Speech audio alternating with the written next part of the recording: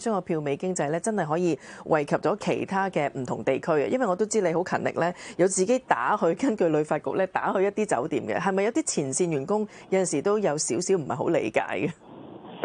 首先我想回應頭先阿張景芬咧，我同意佢嘅觀點嘅，即係嗰個消費咧，其實係可以延伸嘅。即係我對我嚟講個票尾經濟咧，即係一定唔係淨係單單係批零售同埋餐飲嘅，因為我哋而家講緊體育嘅發展啊嘛。其實你嗰啲足球賽事啊，各方面其實最好就係可以延伸到更加多唔同嘅體育嘅產業都可以服務得到。即係譬如你睇一場嘅劍擊賽，跟住之後咧，你可以喺出邊咧有感受一下嗰個劍擊嘅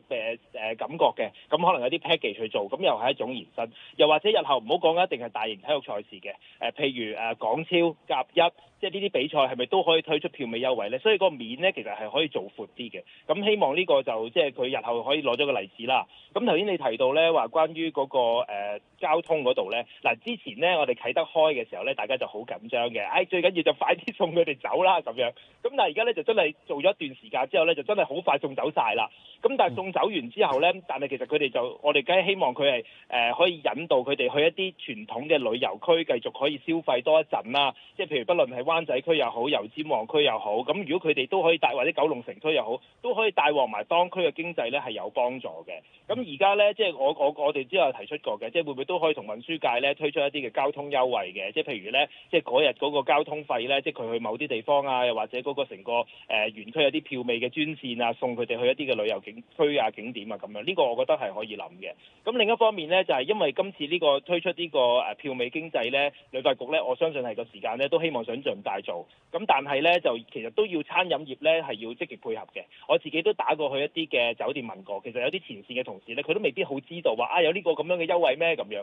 咁所以咧，即係如果下一個階段我哋講緊咧，今次檢視完之後幾個月，咁啊盡快喺另一個階段嘅時候咧，最好咧就將嗰個範圍係再擴闊一啲。我自己都好希望鼓勵多啲餐飲業咧，佢自己主動去出擊嘅，因為咧其實咧呢個係雙贏嘅，即係你城市做得好，你餐飲帶動，又餐飲又帶動翻城市。咁咧而家我哋都個競爭好激烈啦，啱啱立法會咧都出咗份報告咧，講緊即係我哋嗰個即係整體個消費額啊，不論係零售、餐飲都一路有下跌嘅情況嘅。咁如果我哋自己唔做一啲嘢咧，即係自救。咁咧其實就好難咧，就下下話政府你幫我做啦咁樣，咁所以我都希望鼓勵即係業界都主動係出擊去做多啲唔同嘅配套咁樣咯。啱啱你提到啦，咁喺賽事期間啦，即係無論係有一啲周邊活動啦，或者睇練波啦，都係帶動到九龍城區嘅生意嘅。但係有幾多嚟到嘅客人啊？無論係去買嘢啊，或者係去餐廳啊，九龍城比較多係小店嘅餐廳為主啦。佢哋真係會攞張票尾出嚟，定還是係都嚟咗附近啊，過嚟食下泰國嘢咁樣？嗰個佔比係點樣？我諗佢哋都分享大概係即係因為球賽咧，可能有20% 嘅增長啦。咁但係就可能感覺上可能大概5至8% 係應該係from即係票尾上邊嘅推動嚟到佢哋消費嘅。咁當然呢個即係有增長，當然固然好啦。咁點樣可以令到即係大家都即係多啲用呢個票尾去消費，知道呢樣嘢咧？其實喺即係我諗相信政府或者喺旅發局嘅宣傳咧，其實都可以再做多啲，再搜羅多啲呢啲優惠。因為我相信九龍城嘅小店其實佢哋一定知道嗰個活動啊、球賽或者演唱會嘅一啲嘅時間表，佢哋都一定係會好即係願意去提供多啲嘅餐飲嘅優惠。咁啊爭在就係點樣可以俾觀眾去知，因為始終體育園裏邊自己嘅活動一定係會希望帶到即係自己嘅零售館嘅一啲消費咧。咁但係到出邊咧 out of 零售館嘅時候咧，其實嘅宣傳要再多少少，令到即係消費者或者去到觀眾就知道，其實離開場館咧就唔好即刻離開啦。因為其實當然而家我哋去散場咧，其實係都幾好嘅安排，即係可能人流去港鐵站啊、搭巴士啊等等嗰啲，其實都幾順暢。咁但係我都咁諗嘅，即係如果能夠唔係即刻走，或者國內嘅朋友唔係即刻搭車翻內地嘅話咧，其實佢哋留翻喺本港或者九龍城消費咧，其實又唔會令到一窩蜂咧太多車咧去接載嘅，咁啊都對居民影響又可能會再好少少，係啦，咁所以都希望可以呢方面可以做多少少。謝永信啊，我哋其實咧差唔多成個節目環節都係講緊宣傳。其實如果我哋揸車就好知道啦，其實我哋係有晒啲 app 啦，又或者佢哋嗰啲社交媒體係非常之好噶嘛。你憑嗰幾張戲飛，跟住咧你係用即係電子消費，其實你已經知道你應該其實去邊啲商場消費係會有3個鐘頭旺咁啦。咁所以其實今次會唔會係嗰個票美經濟可能今次急少少啦？之後個宣傳會做好啲，令到旅客同埋本地人都知道咧，我只要有票美，其實我伸延去邊個地區，去呢個商場有着數喎。依家係咪個指示都仲係可以優化下咧？當然一定永遠都可以優化啦。咁咧，我覺得係咁樣嘅，因為咧呢個所謂嘅票美經濟、票美優惠咧，我哋都係今年開始大家傾啦。我自己覺得咧，即係我哋都首先要做咗個帶頭嘅，即係譬如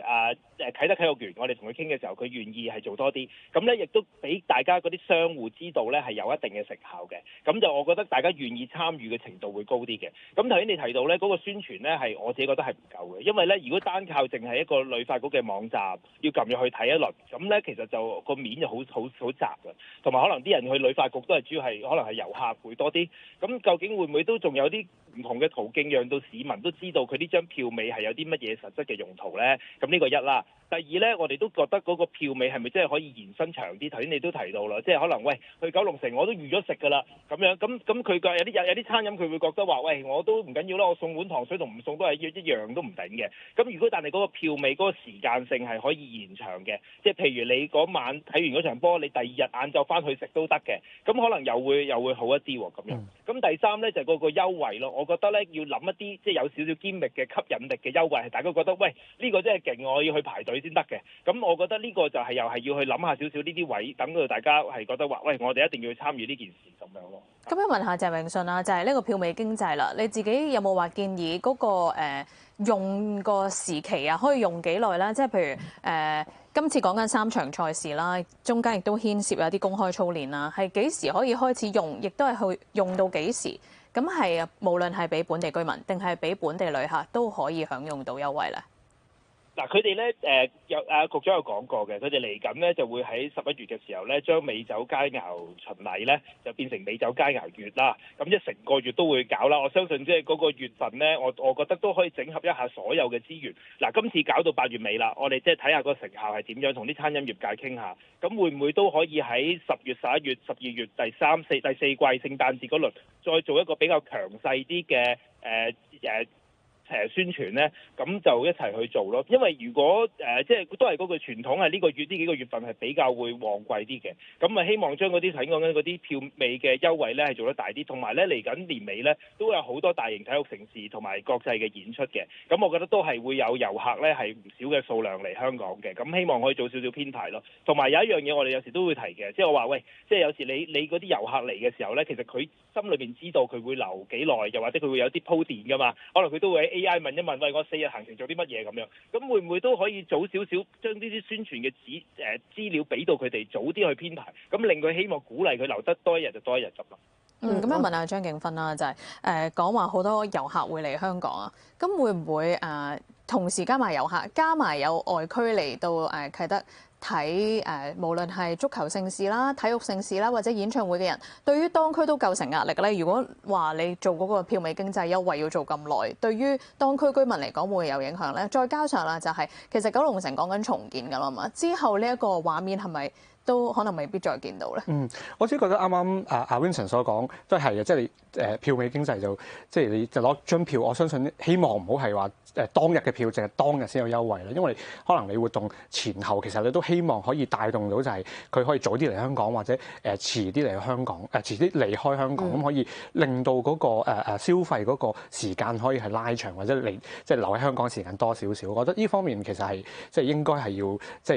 即呢個方式去做啦。咁但係你話對於我哋區裏邊會唔會帶嚟咩影響？我相信其實而家喺啟德裏邊居住嘅居民咧，但係其實都好習慣我哋其實有好多唔同嘅盛事。咁只要係可能喺散場嘅時候嘅安排咧，可以即係令到居民嘅出入唔會太大影響嘅話咧，其實大家都唔會太大嘅意見。咁但係除咗即係而家可能我哋離開嘅時候咧，即係散場嘅時候都會喺啟德嗰邊走。但係如果能夠可以帶動喺唔同嘅九龍城區，即係可能走嘅時候佢哋係先出咗去食嘢，先出去飲嘢之後先離開嘅話，其實深刻其實對於散場嘅安排都有一個即係正面嘅作用嘅。